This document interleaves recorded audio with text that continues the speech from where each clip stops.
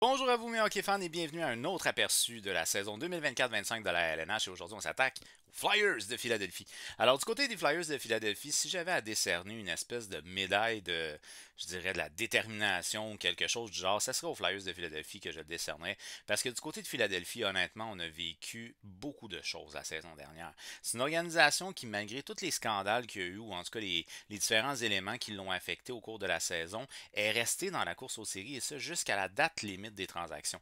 Fait que finalement, on n'a pas participé aux séries éliminatoires, ça a été compliqué en fin de saison, mais c'est une organisation qui a fait face à beaucoup de choses en cours de saison. Chapeau à Daniel Brière, honnêtement, pour gérer tout ça, parce que ça doit vraiment, mais vraiment pas être évident. Euh, il y en a tellement que je ne sais même plus par où commencer.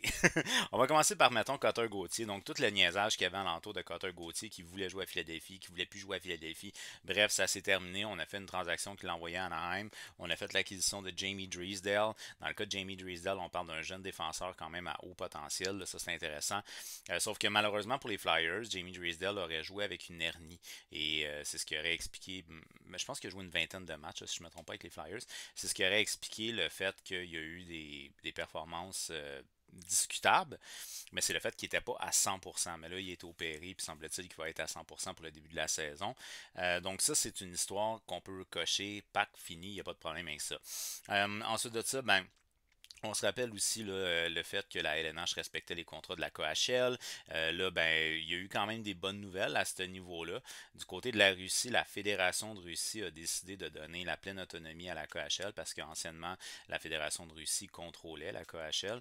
Donc là, ils ont décidé de leur laisser la pleine autonomie. Donc on a vu entre autres le gardien de but Ivan Fedotov qui a rejoint les rangs des Flyers de Philadelphie la saison dernière. Un grand et gros bonhomme qui allait bien en KHL, qui a été compliqué en NHL. Par contre, pour ce qui est de lui, on a eu aussi la résiliation du contrat de l'espoir Medvey Michkov, qui lui était encore, sauf erreur de ma part, il me semble qu'il était encore sous contrat cette année, mais que finalement on a libéré là, du côté du cas de Saint-Pétersbourg pour qu'il puisse venir justement en Amérique et rejoindre les Flyers de Philadelphie.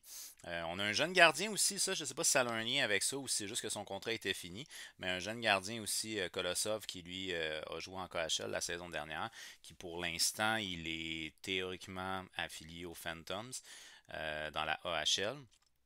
Donc, qui devrait jouer dans la Ligue américaine cette année. Mais c'est un gardien qui a bien fait quand même au niveau de la KHL l'année passée. Donc, il y a eu l'histoire des Russes. Il y a eu l'histoire aussi de Carter Hart, leur gardien de but partant qui a été obligé de se retirer de la formation pour des poursuites judiciaires qu'il y avait ici au Canada en lien avec un cas d'agression sexuelle, l'équipe Canada 2018. Donc, c'est Samuel Urson qui a été obligé de comme step up là-dedans. Il a bien fait. Il y a eu des performances up and down pour ce qui est de Samuel Urson, mais il a été appelé vraiment in extremis là, à venir prendre la relève de Carter Hart. Puis tu sais, Carter Hart, honnêtement, c'était quand même pas si mauvais que ça. Là. Euh, je me l'ai-tu noté? Je pense que je me l'ai pas noté. Oui, Carter Hart. Donc, Carter Hart, là, en 26 matchs, il avait 2,80 de moyenne, 906 d'efficacité. Fait que, tu sais, il n'y avait pas une mauvaise saison, mais c'est ça. C'était le gardien de but partant. Et là, on a perdu notre gardien de but partant en cours de saison. Euh, donc, c'est ça. Ensuite de ça, on avait Sean Couturier qui revenait au jeu. Il avait manqué quand même, je sais pas si c'était la totalité, mais en tout cas, beaucoup de hockey dans les deux dernières saisons. Puis en fin de saison, notre capitaine a été assis sur le banc, euh, retiré de la formation et ça, même s'il était en santé, Heatley Scratch, par notre entraîneur-chef Tortorella. Puis ça n'allait pas super bien non plus en fin de saison pour Sean Couturier. Mais c'est ça. C'est ça. Il y a eu vraiment son lot d'affaires qui s'est passé du côté de Philadelphie. Et c'est une organisation qui est quand même restée dans la course aux séries jusqu'à la date limite des transactions. Fait qu'on a bien fait dans la mesure du possible. Il y a beaucoup de jeunes dans cette organisation-là aussi. C'est intéressant. Là, je veux dire, il y a des gars qui manquent peut-être un peu d'expérience, mais c'est tous des gars qui peuvent se développer. Joel Farabee a 24 ans, Owen Tippett a 25 ans, Forster a 22 ans, Brinks a 23 ans, Frost a 25 ans, York 23, Drysdale 22, Zamula 24, même notre gardien, là, Urson, 24 ans. Fait qu'il y a vraiment beaucoup de joueurs qui ont moins de 25 ans. Puis c'est ce qui fait qu'il acquiert une forme d'expérience, puis c'est celle du caractère, et ça, je pense que c'est bénéfique pour les Flyers à long terme. Mais à moyen court terme, ça a été compliqué là, comme saison. Sauf qu'on a bien fait dans la mesure du possible. Alors, on revient avec notre directeur général Daniel Brière et l'entraîneur-chef John Tortorella. On a terminé 21e au niveau de la Ligue nationale et 11e au niveau de la conférence de l'Est. Évidemment, on n'a pas participé aux séries. En 2023-24, les Flyers de Philadelphie, c'est 38 victoires, 33 défaites, 11 défaites en prolongation pour un total de 87 points. On a une moyenne de buts marqués de 2,82, ce qui est le 27e rang dans la Ligue nationale, pas par jeu. Une moyenne de buts encaissés de 3,15 pour le 19e rang dans la Ligue nationale. Un avantage numérique désastreux à 12,2% pour le 32e rang dans la Ligue nationale. Pour fin d'exemple, notre plus proche poursuivant, donc le 31e, est dans les 15%. Fait qu'il y a un saut quand même de 3%. On était vraiment mauvais en avantage numérique du côté des Flyers et vraiment excellent en désavantage numérique. 83,4% pour le 4e rang dans la Ligue nationale au niveau du désavantage numérique. Puis d'ailleurs, c'est l'équipe qui a marqué le plus de buts en désavantage numérique la saison passée, les Flyers. Fait que c'était vraiment nuit et jour entre l'avantage numérique et le désavantage numérique. Et c'était très difficile au niveau des statistiques générales de buts marqués et de buts encaissés. Alors, le meilleur buteur a été Travis Konechny, qui a connu la meilleure saison de sa carrière pour ce qui est de Konechny. Il a 33 buts et 68 points. Le meilleur défenseur a été Travis Sanheim en 81 matchs, 44 points. Bonne saison. 44 points, moins 20. Ça, c'est un peu moins intéressant. Pour ce qui est de Travis Sanheim, il a joué beaucoup. Il a joué vraiment beaucoup. Mais sinon, c'est ça, ça a été quand même une bonne saison dans son ensemble. Pour ce qui est de Cam York aussi, on va lui donner un shout-out. Première saison complète dans la LNH, quand même 30 points pour ce qui est de Cam York. On se rappelle tous, là, Cam York, hein, c'est lui qui ont repêché avant qu'on choisisse Cole Caulfield. Mais tu vois, déjà, il joue sous le premier pairing avec Travis Sanheim. Puis ça, c'est vraiment le pairing qu'on a vu le plus souvent l'année passée du côté de Philadelphie. C'était York et Sanheim.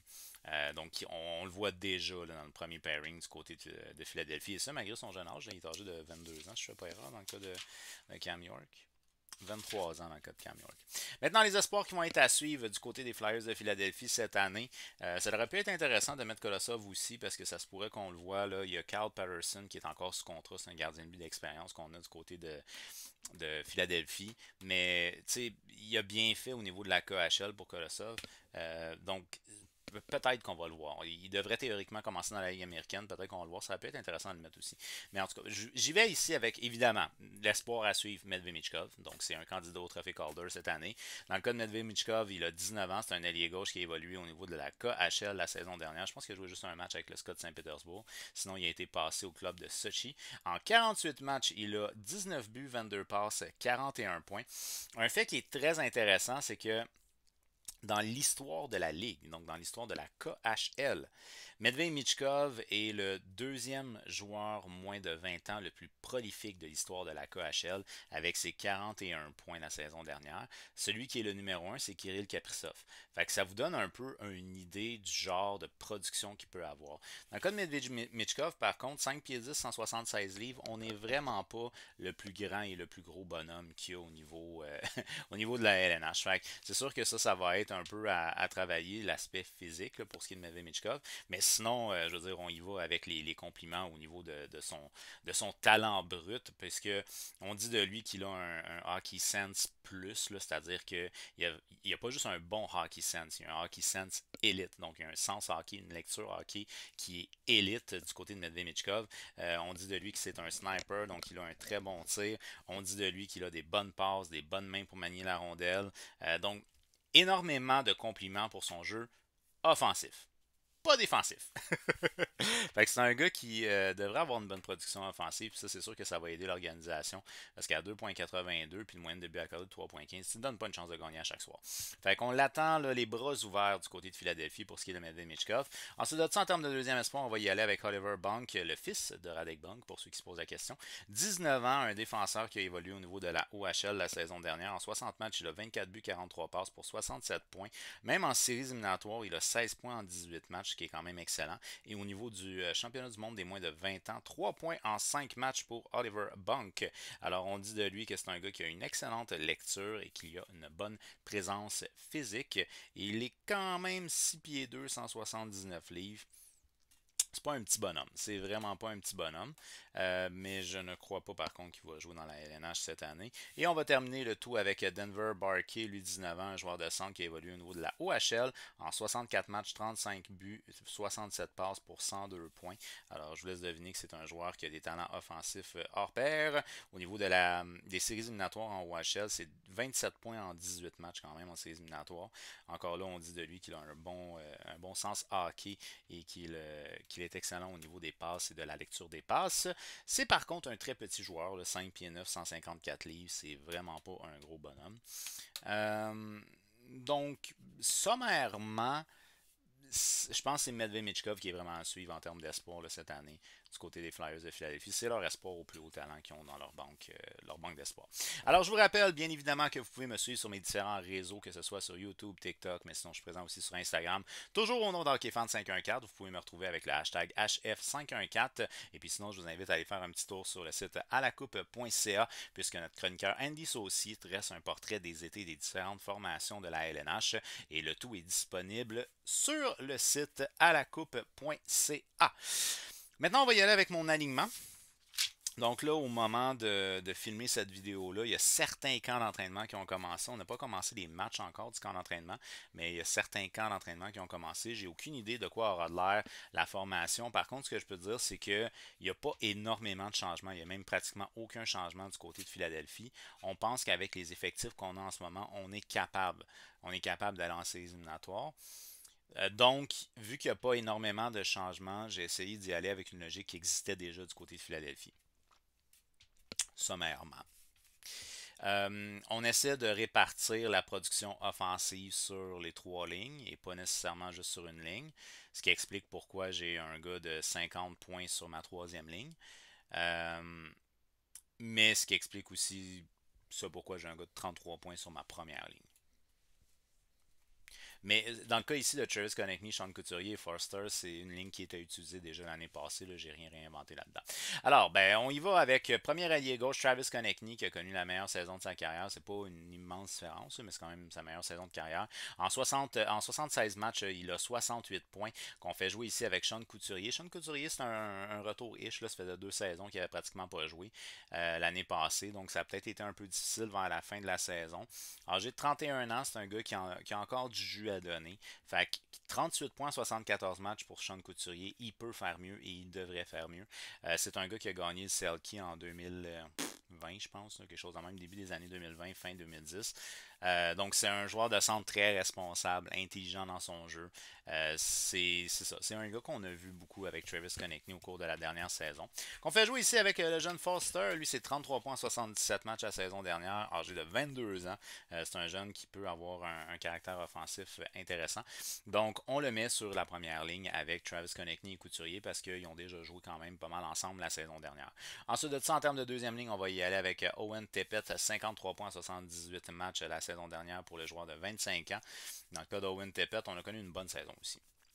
Au niveau individuel, on a connu une bonne saison. Même Frost, c'est la même chose. 41 points, 71 matchs la saison dernière. Il est âgé de 25 ans. Frost, on a connu une bonne saison aussi quand même. Là. Mais c'est des gars qui sont en courbe de progression. Fait qu'ils devraient faire encore plus en termes de production cette année qu'ils ont fait l'année passée. Et là, moi, je les ai mixés avec Medved Michkov. Donc, Michkov, lui, au niveau de la KHL, la saison dernière, c'est 41 points et 48 matchs. Donc, quand même, une vingtaine de buts. C'est un gars qui joue seul beaucoup. En tout cas, moi, ce que j'ai vu de lui, c'est un gars qui aime garder la possession de rondelle. Mais je pense qu'il peut trouver quand même son compte avec Tippett et Frost pour un côté plus offensif.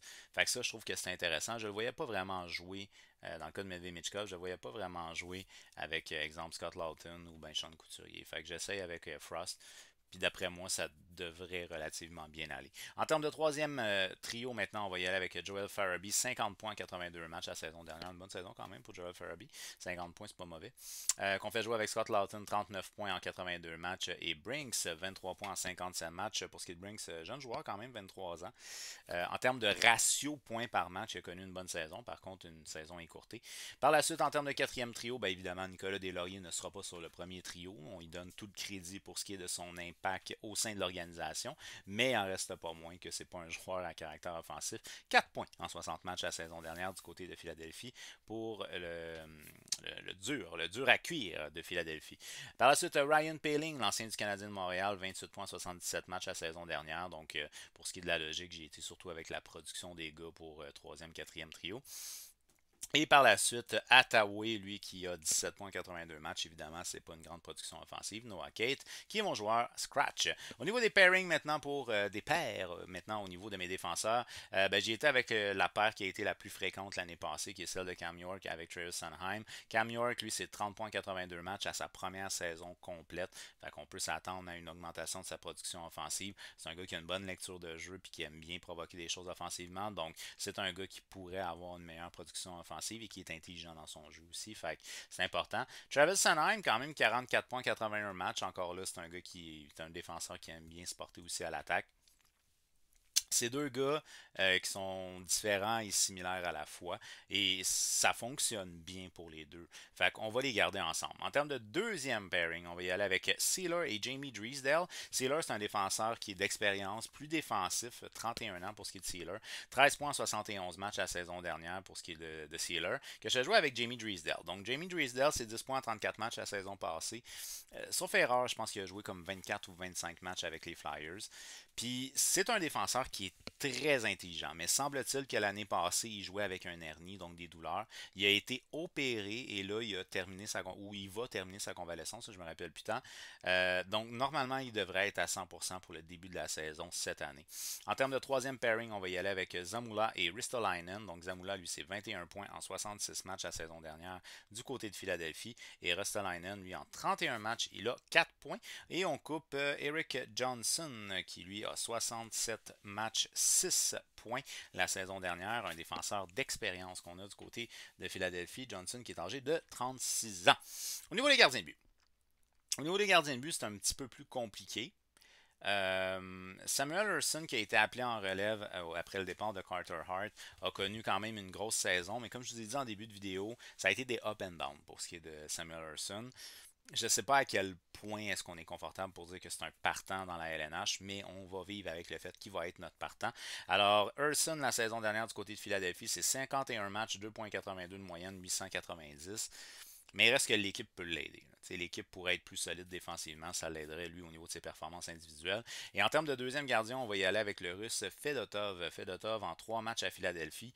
4,95, 811 d'efficacité. Ça n'a pas été ça. Mais au niveau de la KHL, il n'était pas mauvais. En 44 matchs, 2,37, 914 d'efficacité. C'est un grand et gros gardien dont la technique est douteuse. C'est à peu près ça que je vais dire. En tout cas, moi, ce que j'ai vu de lui, c'était douteux au niveau de la technique. Et on va fermer le tout avec comme troisième gardien Kolosov, qui lui a évolué au niveau de la KHL la saison dernière en 47 matchs en KHL. Et si je ne me trompe pas, je pense qu'il jouait avec le Dynamo de Minsk, qui, je crois, était l'équipe de Bob Hartley. En tout cas, en 47 matchs, 2,39 de moyenne et 907 d'efficacité. Il a bien fait, mais ceci étant dit, 914 d'efficacité pour ce qui est de Fedotov. Puis quand il arrive dans LNH, 811 d'efficacité. Des fois, la transition ne se fait pas aussi bien que d'autres. Hein? Sorokin, ça s'est bien passé. Chez Shesterkin, ça s'est bien passé. Fedotov, il y aura la saison pour prouver si ça se passe bien ou non pour s'adapter au niveau de la LNH. Alors, pratiquement aucun changement du côté de Philadelphie. On garde presque toute la même équipe. On se dit qu'on a l'équipe pour aller en séries éliminatoires déjà à la base. On a montré beaucoup de caractère surtout, et ça, je pense que c'est quelque chose qui est très honorable pour l'organisation parce qu'on a fait face à énormément d'adversité du côté de Philadelphie la saison dernière. C'est une organisation qui n'est pas nécessairement améliorée, mais dont la progression des jeunes peut contribuer largement à la production de cette équipe-là. C'est une des rares équipes que je crois qu'il va avoir un moment d'adaptation et que peut-être qu'ils vont terminer plus bas qu'ils ont terminé l'année dernière, même si on ajoute un petit bijou offensif en Medved Michkov. Faut qu'on gagne en expérience, faut qu'on s'améliore dans notre jeu d'unité. On a bien performé, ce malgré nos nombreuses difficultés l'année dernière. Fait que, pour moi, Les Flyers de Philadelphie ne font pas partie du portrait des séries éliminatoires la saison prochaine.